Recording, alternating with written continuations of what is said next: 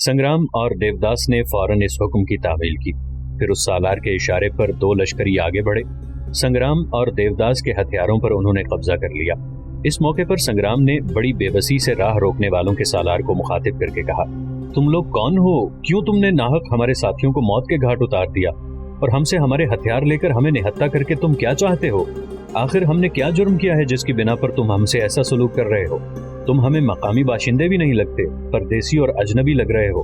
फिर क्यों हमारे साथ ऐसा सलूक कर रहे हो? इसलिए कि हमारे और तुम्हारे दरमियान इससे पहले ना कोई अदावत थी ना दुश्मनी। संग्राम यहीं तक कहने पाया था कि राह रोकने वालों का सालार उसे मुखातिब करके इंतहाई खफगी में कहने लगा, तुम लोग जुर्म भी करते हो और फिर दूसरों से जुर्म की नौयत की तफसील भी जानना पसंद करते हो। तुम लोग अमृत व बिस्मार को, जहर व आईने को, संगो रोशनी को, जुल्मत व कहकशां को गुबारे राह और बर्क को शोला कहने वाले लोग हो। तुम हमसे पूछते हो कि तुम लोगों ने क्या जुर्म किया है जिसकी तुम्हें सजा दी जा रही है। तुम लोगों का क्या यह जुर्म कम है कि तुमने एक लड़की को अगवा किया, उसे उठाकर यहाँ लाए, उसे हब्से बेजा में रखा। देखो, जब कोई जुर्म करता है तो किसी न किसी मौके पर वो जुर्म बोलकर जुर्म करने वाले की तरफ इशारा जरूर करता है।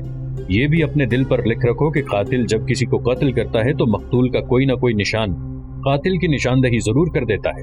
तुमने किसी छोटी मोटी लड़की को नहीं, नहरवाला की राजकुमारी उषा देवी के तहवार से उठाकर एक बहुत बड़ा जुर्म किया और फिर यहाँ लाकर उसे बंद रखा, उस पर अपनी मर्जी मुसल्लत करने की कोशिश की।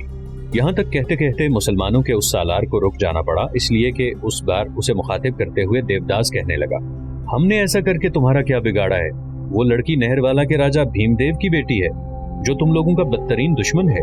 वो लड़की हिंदू धर्म से ताल्लुक रखती है और जहाँ तक मैं तुम्हारा हुलिया देखता हूँ तुम मुसलमान हो, लिहाजा तुम लोगों का उस लड़की से क्या ताल्लुक और वास्ता? तुम्हें उसकी मदद नहीं करनी चाहिए। तुमने हमारे साथ जो सलूक किया है मैं समझता हूँ तुम नाहक हम पर जुल्म कर रहे हो। हम हिंदू हैं, वो लड़की भी हिंदू है, ये हमारा जाती मामला है।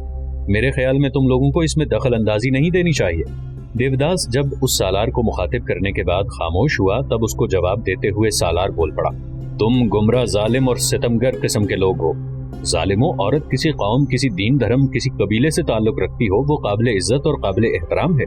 औरत तो सरे किरतास लिखे मोहब्बत भरे अल्फाज की खुशबू और रंगों की तहरीक की मानिंद है। कायनात की जात की अंधी गुफाओं में औरत तो एक आबोताब की मानिंद है। इस कायनात में औरत और खुशबू की हंसी और वक्त और मोहब्बत की साथ और झनकार से भी ज्यादा अहमियत रखती है। औरत अपनी जात में अमन की अलामत, हुस्ने लाजवाल की हुर्मत और उजालों की सहर से भी ज्यादा ताबनाक होती है। यहाँ तक कहने के बाद वो सालार जब खामोश हुआ तब इस बार संग्राम बोल उठा, अगर तुम लोगों का इशारा नहरवाला की राजकुमारी कुमार देवी की तरफ है तो फिर मैं ख्याल करता हूँ कि तुम मुसलमानों के सालार ऐबा के आदमी हो।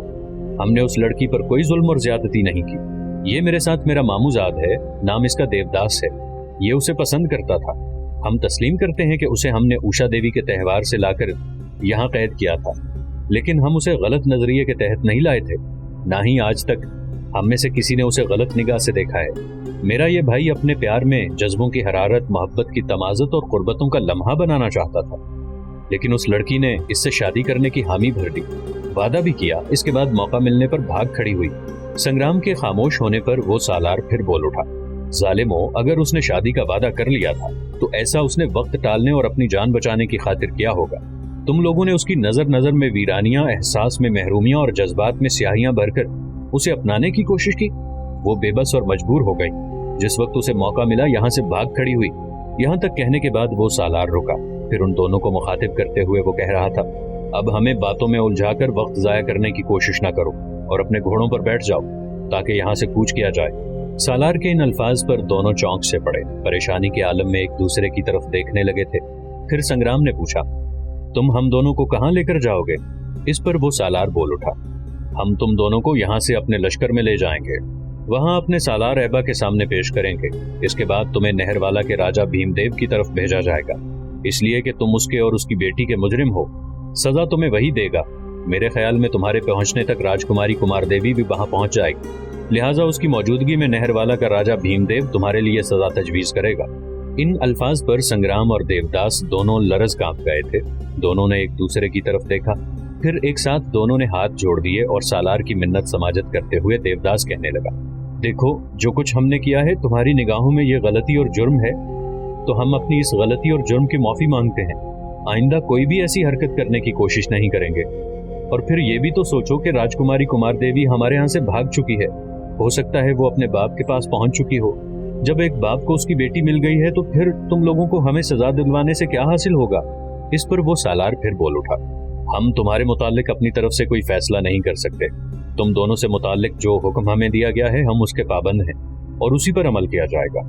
دونوں وقت ضائع کیے بغیر اپنے گھوڑوں پر بیٹھ جاؤ، وقت ضائع کرو گے یا بات نہیں مانو گے تو تمہاری حالت تمہارے ان ساتھیوں سے مختلف نہیں ہوگی۔ ان الفاظ نے سنگرام اور دیوداس کو ہلا اور لرزا کے رکھ دیا تھا۔ دونوں فوراً اپنے گھوڑوں پر بیٹھ گئے اور اس سالار کے کہنے پر اس کے ساتھیوں نے دونوں کو اپنے حلقے میں لے لیا تھا۔ ساتھ ہی اس سالار نے اپنے ساتھیوں کو 2 حصوں میں تقسیم کر لیا۔ اپنے ساتھیوں کے ساتھ سنگرام اور دیوداس کو اس نے ایبا کی طرف روانہ کر دیا اور خود دوسرے ساتھیوں کے ساتھ اس نے راجکماری کمار دیوی کو ماہی گیروں کی بستی سے نکالنے کے لیے دریائے سرسوتی کا رخ کیا۔ قطب الدین ایبک اور ایبا نے اپنے لشکر کے ساتھ اجمیر کے گرد و نواح کا رخ کیا تھا، جہاں مختلف ٹولیوں میں مسلمانوں کے خلاف سرکشی برپا کرنے کے لیے راجپوت جمع ہو رہے تھے۔ راجپوتوں کو جب خبر ہوئی کہ مسلمانوں کا ایک لشکر ان پر حملہ آور ہونے کے لیے آ رہا ہے تو وہ یکجا ہو گئے۔ ادھر ادھر پھیلی راجپوتوں کی ٹولیاں ایک جگہ جمع ہو گئیں۔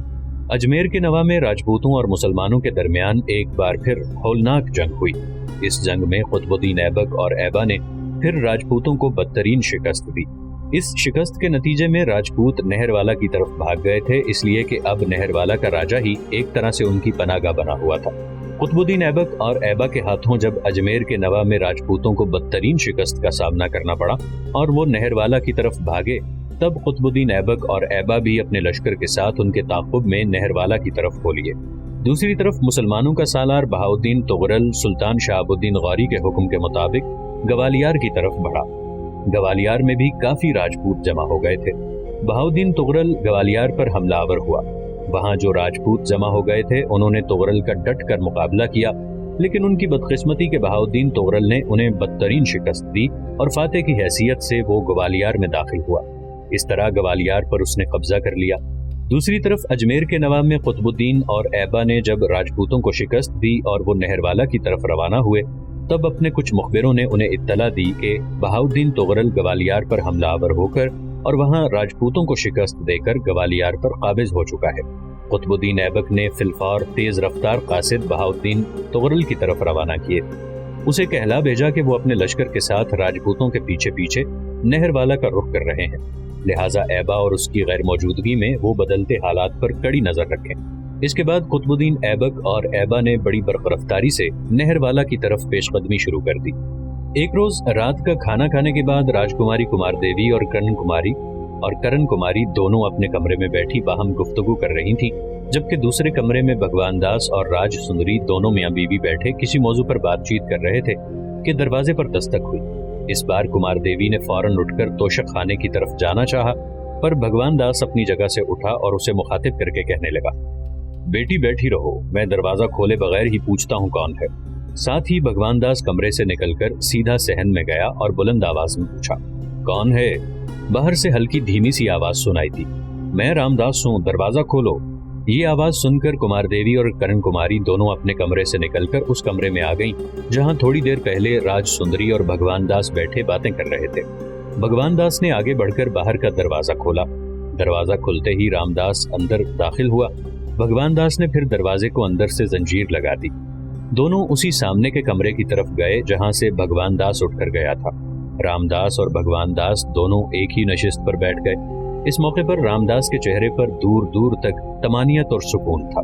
کمار دیوی کو مخاطب کر کے کچھ کہنا ہی چاہتا تھا کہ اس سے پہلے ہی کمار دیوی اسے مخاطب کر کے بول اٹھی، بابا آج تمہارا چہرہ مطمئن اور خوشکن لگ رہا ہے، میرا دل کہتا ہے کہ تم آج میرے لیے مزید اچھی خبریں لے کر آئے ہو۔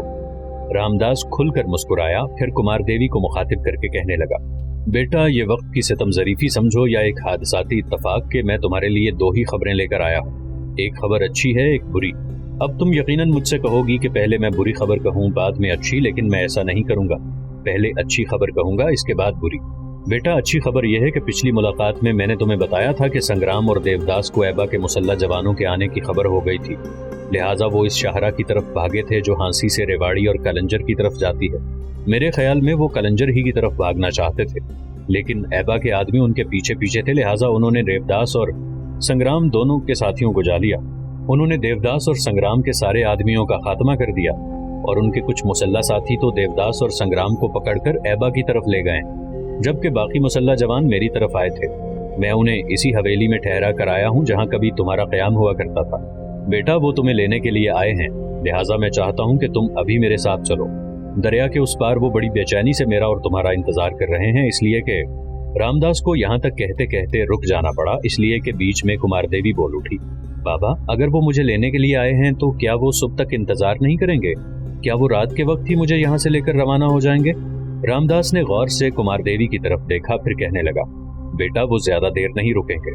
मैं उनके कहने पर ही तुम्हें लेने के लिए आया हूँ। कश्ती इस वक्त साहिल पर खड़ी है। जो मल्ला मुझे अंदर लेकर आया है वो भी मेरा और तुम्हारा इंतजार कर रहा होगा, लिहाजा तुम मेरे साथ दरिया के उस किनारे जाओ ताकि ऐबा के मुसल्ला जवान तुम्हें यहाँ से बाहिफाजत निकाल कर नहर वाला पहुँचाएं।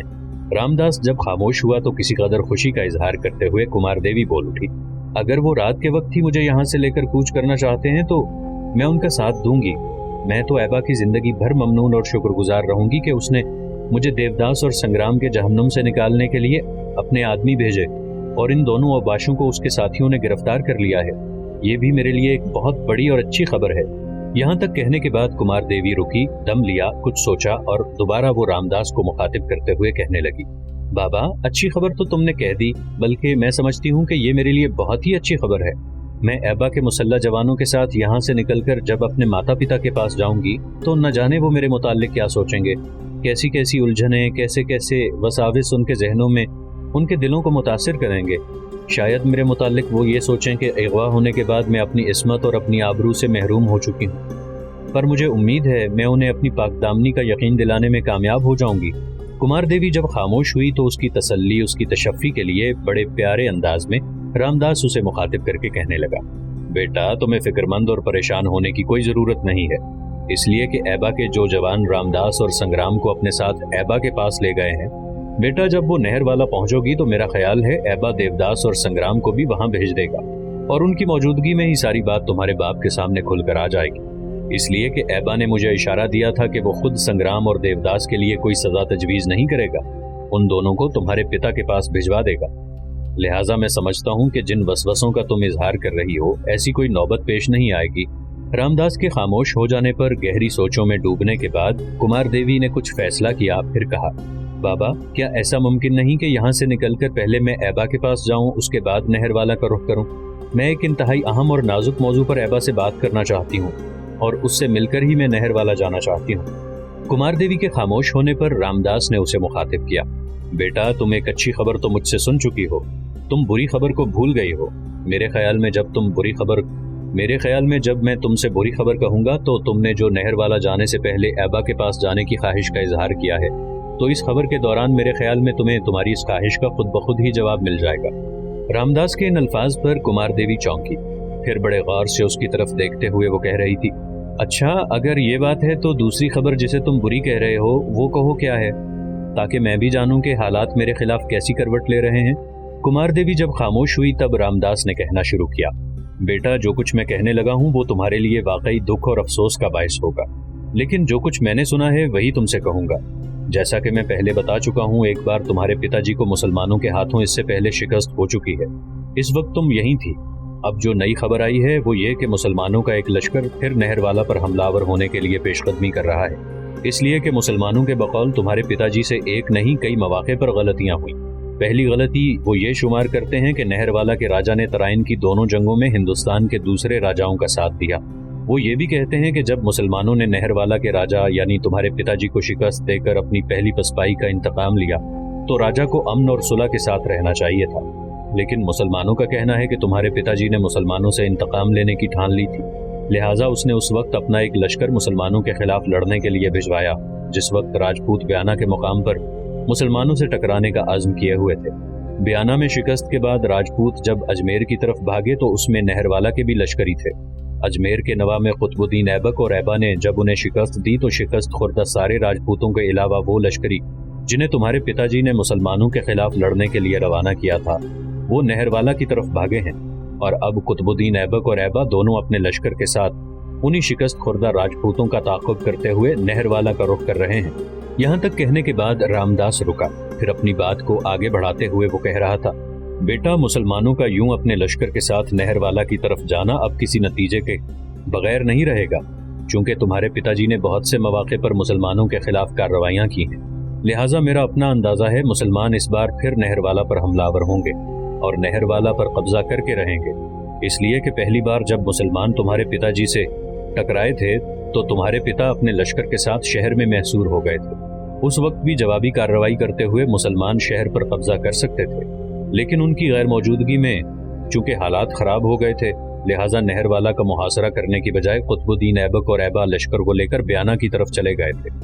اب جو وہ نہر والا کی طرف گئے ہیں تو میرے خیال میں وہ کوئی فیصلہ کن جنگ کریں گے۔ بیٹا اگر اس موقع پر تم یہاں سے نکل کر وقت ضائع کیے بغیر نہر والا کی طرف جاؤ تو کیا تم اس جنگ کو رکوا نہیں سکو گی؟ یہ خبر سن کر راجکماری کمار دیوی اداس اور پریشان ہو گئی، دکھ بھرے انداز میں کہنے لگی، رامداس میرے محترم، میں یہ جنگ کیسے رکوا سکتی ہوں؟ اب جب کہ مسلمانوں کے بقول میرے باپ سے غلطیاں ہو ہی چکی ہیں تو مسلمان حملہ آور ہونے سے ٹلیں گے تو نہیں، اور پھر مسلمانوں میں میری کیا حیثیت ہے کہ میں جنگ رکوا سکوں؟ لے دے کہ مسلمانوں کے لشکر میں ایک ایبا کی ذات ہے جسے میں جانتی ہوں، لیکن ماضی میں اس کے ساتھ میرا سلوک ایسا تھا جس کی بنا پر وہ شاید میری شکل دیکھنا بھی پسند نہ کرے۔ بہرحال میں یہاں سے نکل کر وقت ضائع کیے بغیر نہر والا جانا پسند کروں گی اور دیکھوں گی کہ مسلمانوں کے حملہ آور ہونے سے حالات کیا رخ اختیار کرتے ہیں۔ رامداس اٹھ کھڑا ہوا، کہنے لگا، بیٹا اگر یہ بات ہے تو فوراً کھڑی ہو جاؤ، وقت ضائع نہ کریں، ایبا کے لشکری ہمارا انتظار کر رہے ہوں گے، ہمیں فوراً یہاں سے کوچ کر جانا چاہیے۔ بھگوان داس، راج سندری اور کرن کماری اٹھ کھڑی ہوئیں۔ کمار دیوی نے اپنا مختصر سا سامان سمیٹا، بھگوان داس، راج سندری اور کرن کماری سے وہ رخصت ہوئیں، پھر رات کی گہری تاریکی میں وہ گھر سے نکل کر رامداس کے ساتھ کھولی۔ دونوں بڑی رازداری کے ساتھ دریا کے کنارے آئے، وہاں ایک کشتی ان دونوں کی منتظر تھی۔ اس کشتی میں رامداس بائیں کنارے سے دائیں کنارے کی طرف آیا، دونوں کشتی میں بیٹھے اور ملا نے چپ چاپ کشتی کو حرکت میں لاتے ہوئے بائیں کنارے کی طرف جانا شروع کر دیا۔ دوسرے کنارے پر جا کر کشتی جب رکی، رامداس اور راجکماری کشتی سے اترے، چند قدم اس عمارت کی طرف بڑھے جس کے اندر کسی دور میں دیوداس اور سنگرام نے کمار دیوی کو محبوس کر رکھا تھا۔ پھر ایک جگہ کمار دیوی رک گئی اور رامدیو کو مخاطب کرتے ہوئے اس نے پوچھ لیا، بابا تم نے ایبا کے آدمیوں کو کہاں بٹھایا؟ جواب میں رامداس نے بے بسی کا اظہار کرتے ہوئے کہا، بیٹی میں نے انہیں کہاں بٹھانا ہے، سنگرام کی عمارت میں تو میں بٹھا نہیں سکتا، اس لیے کہ سنگرام کا باپ ابھی زندہ ہے، وہ کبھی کبھار ہی اس عمارت کی طرف آتا ہے، اس کے باوجود اگر میں ایبا کے آدمیوں کو اس عمارت میں ٹھہراتا تو میرے لیے خطرات اٹھ سکتے تھے، اس بنا پر میں نے انہیں اس عمارت کے پشتی حصے کی طرف جہاں دریا کے کنارے جھاڑ جھنکار کا سلسلہ شروع ہوتا ہے وہاں بٹھا رکھا ہے۔ وہ خود بھی کسی عمارت میں گھس بیٹھنے کے لیے تیار نہ تھے اور وہیں بیٹھنا پسند کیا جہاں اب میں تمہیں لے کر جا رہا ہوں۔ رامداس جب خاموش ہوا تو تفکرات بھرے انداز میں اسے مخاطب کرتے ہوئے کمار دیوی کہنے لگی، بابا جن لوگوں کے پاس تم مجھے لے کر جا رہے ہو جانے وہ کیسے ہیں؟ یہاں سے لے جانے کے بعد میرے ساتھ کیسا سلوک کریں؟ وہ پتہ نہیں مجھے نہر والا یا ایبا کے پاس پہنچاتے بھی ہیں یا نہیں۔ رامداس مسکرایا اور دھیمے سے لہجے میں بولا، بیٹا زندگی میں کسی نہ کسی پر تو اعتبار کرنا ہی پڑتا ہے، اور پھر ایسے ماحول اور ایسے حالات میں تو ایک نہیں کئی لوگوں پر اعتبار کرنا پڑتا ہے۔ جہاں تک ایبا کے ان ساتھیوں کا تعلق ہے تو مسلمان ہیں، مجھے امید ہے وہ تمہیں ایک بہن کی طرح اپنے ساتھ رکھیں گے اور تمہیں تمہاری منزل پر پہنچا کر دم لیں گے، اس لیے کہ انہوں نے واپس جا کر ایبا کو بتانا ہوگا کہ تمہیں انہوں نے کہاں پہنچایا ہے۔ رامداس کے ان الفاظ پر کمار دیوی کسی قدر مطمئن ہو گئی تھی، اس کے بعد وہ آگے بڑھنے لگے تھے۔ کچھ دور جا کر کمار دیوی نے دیکھا ان کے سامنے کچھ کیولے دکھائی دینے لگے تھے۔ جب مزید آگے بڑھے تو ایبا کے وہ مسلح جوان جھاڑیوں کے اندر زمین پر ننگی پیٹھ پر بیٹھے ہوئے تھے۔ جب انہوں نے رامداس اور کمار دیوی کو آتے دیکھا تو کھڑے ہو گئے۔ رامداس آگے بڑھا اور جس سالار نے ریواڑی کے آس پاس دیوداس اور سنگرام سے گفتگو کی تھی اسی کو مخاطب کرتے ہوئے رامداس کہنے لگا، یہ راجکماری کمار دیوی ہے اور اس کی حیثیت میرے ہاں ایک بیٹی کی سی ہے۔ رامداس کے ان الفاظ کے جواب میں وہ سالار مسکراتے ہوئے کہنے لگا، اگر ان کی حیثیت آپ کے ہاں بیٹی کی سی ہے تو ہمارے ہاں ان کی حیثیت اپنی بہن کی سی ہوگی۔ ان الفاظ پر کمار دیوی چونکی، رامداس کے چہرے پر مسکراہٹ نمودار ہوئی۔ اس سالار کو مخاطب کرتے ہوئے رامداس کہنے لگا، راستے میں یہ بیچاری فکر مند ہو رہی تھی کہ آپ لوگ نہ جانے اس کے ساتھ کیا سلوک کریں، اسے اس کی منزل تک پہنچاتے بھی ہیں یا نہیں۔ رامداس کو خاموش ہو جانا پڑا اس لیے کہ وہ سالار اس کی بات کاٹتے ہوئے زوردار لہجے اور نرم الفاظ میں کہنے لگا، جو کام ہمارے ذمے لگایا گیا ہے اسے ہم پورا کرنا اپنا فرض ہی نہیں عبادت خیال کرتے ہیں۔ راجکماری کو ہمارے متعلق فکر مند ہونے کی ضرورت نہیں ہے۔